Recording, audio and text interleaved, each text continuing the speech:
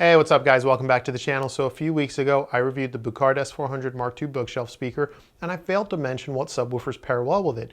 That's something I usually cover, and a lot of you guys asked about it in the comments in the video. So I figured I'll just make the separate video and answer that question.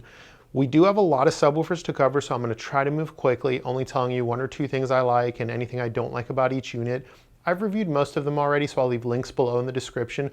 For the ones I haven't reviewed yet, I'll update the links once I do, okay? So, I do think it's worth mentioning the Buchardt S400 Mark II sound really, really good on their own, and they have a ton of bass, extension, power, and force of their own. They don't really need a subwoofer, but some people might have larger rooms, challenging rooms, or just crave lots and lots of bass, and that's okay.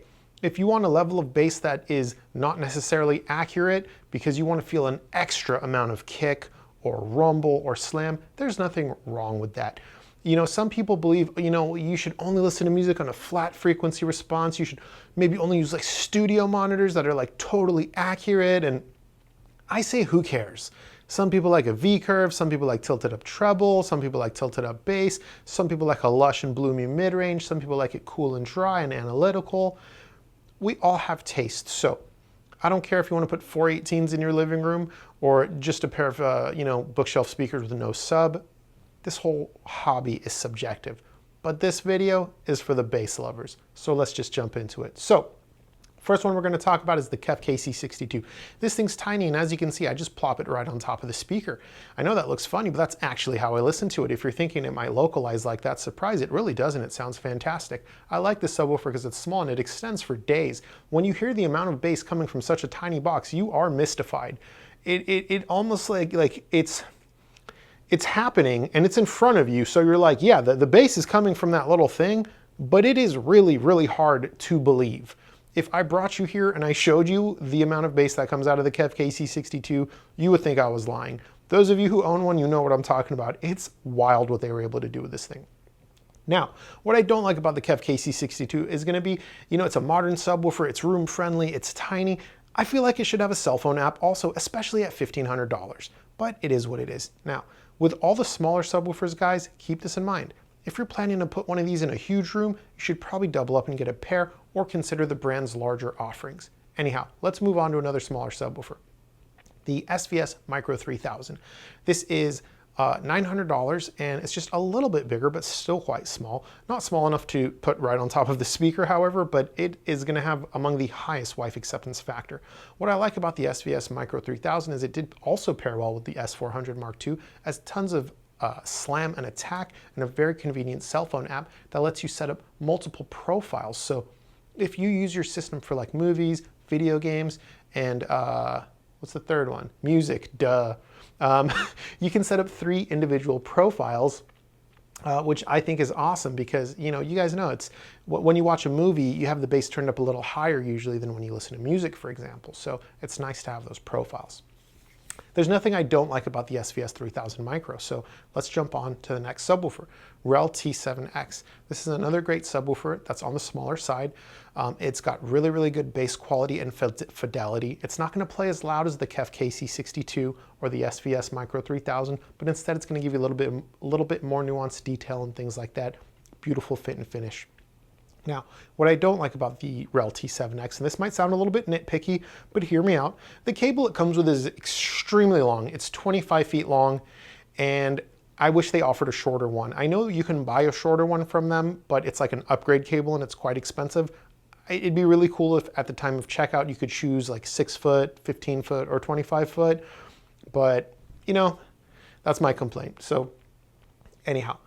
Let's move on and talk about the Arendal 1961 1S. Now we're jumping into larger subs. This is a 12.2 inch driver. What I like about the Arendal 1961 1S is kind of its unique shape. It's got a narrow front baffle because it's a single side firing driver. Being a single side firing driver, it's going to fire into the corner of the room and actually give you a little bit more low frequency extension than most subwoofers its size will. It plays very clean as well and has tons of attack and slam, very SVS style attack, but plays a little bit cleaner, which was a cool combination. What I don't like about the 1961 1S is, like the KEF KC62 already having a DSP, I feel like it'd be really cool if it also had a cell phone app. And if that's your thing and you want that, let's jump up to its big brother, the Arendal 1723-1S. Again, what I like about the 1723-1S, like its little brother, it's got that unique shape where it's got a narrow front baffle for how large the driver is. Guys, the 1723 has a 13.8-inch driver. Holy crap, that is pretty big. It's almost like 15-inch territory. And again, being a side-firing driver shooting into the corner of the room, it will give you more low-frequency extension than something its size generally will.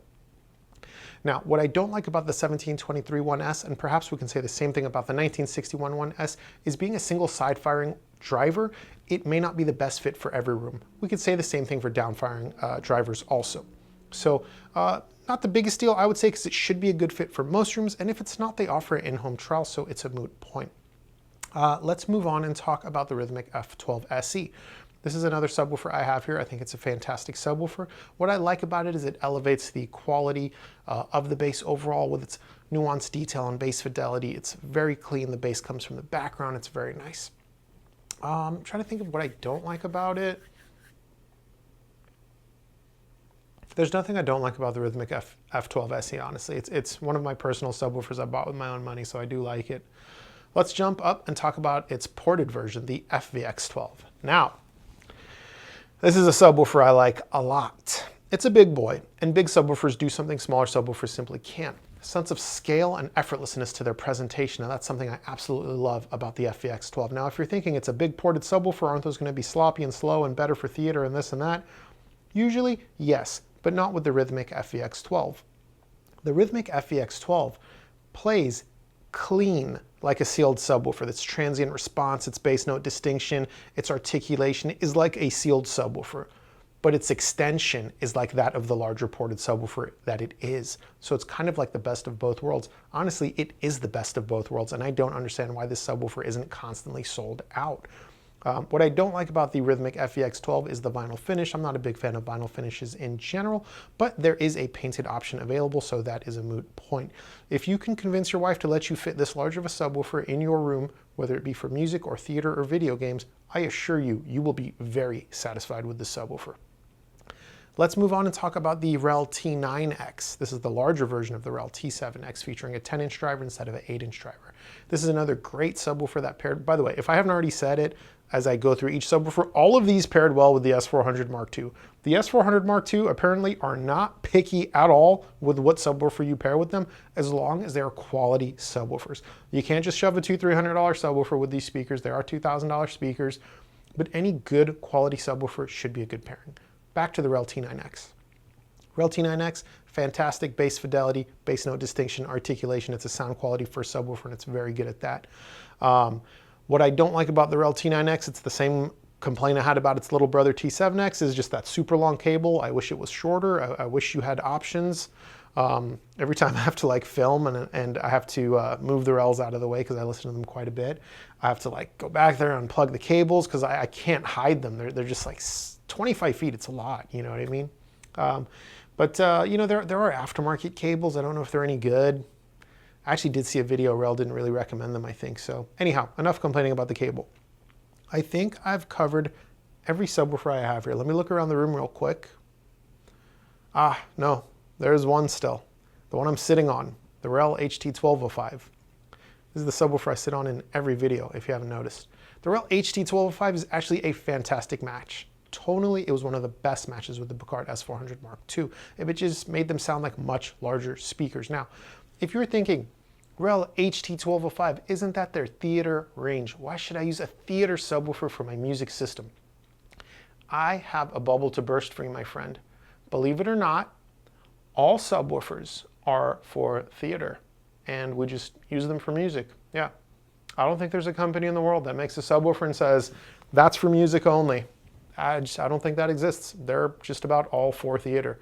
And the ones that are like really good and play like very clean and have good note-to-note distinction and nuanced detail, we use those ones for music also. Also good transient response and speed, right? You wouldn't use like a SVS PB16 Ultra in a music-only system.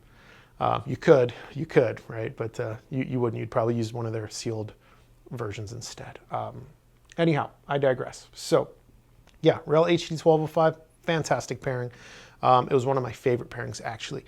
Now, if you're wondering which one I use the most when I listen to the S400, Believe it or not, I use the KEF KC62 because it's small and I just plop it right on top of the speaker and it just sounds fantastic. It's really easy to set up and it's just got a stupid amount of low frequency extension for how small it is. I love the KEF KC62.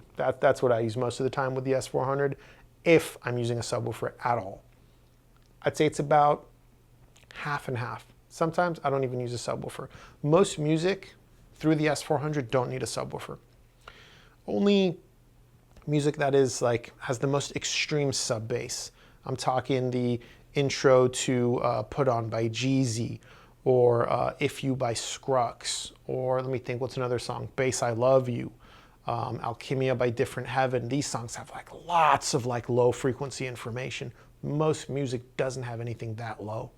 The S400 Mark II sound like a very full, very capable speaker on their own without a subwoofer, and truth be told, they best many floor standing speakers in and around this price range with respect to bass quantity and bass quality. Anyhow, if there was a subwoofer you were hoping I would cover and I didn't, I'm sorry. I did cover a lot, but I can't cover them all. So it is what it is. If you have any questions, ask about the comments, ask about them. All right, let's try that again. If you have any questions, ask about them in the comments below. Until next time, later.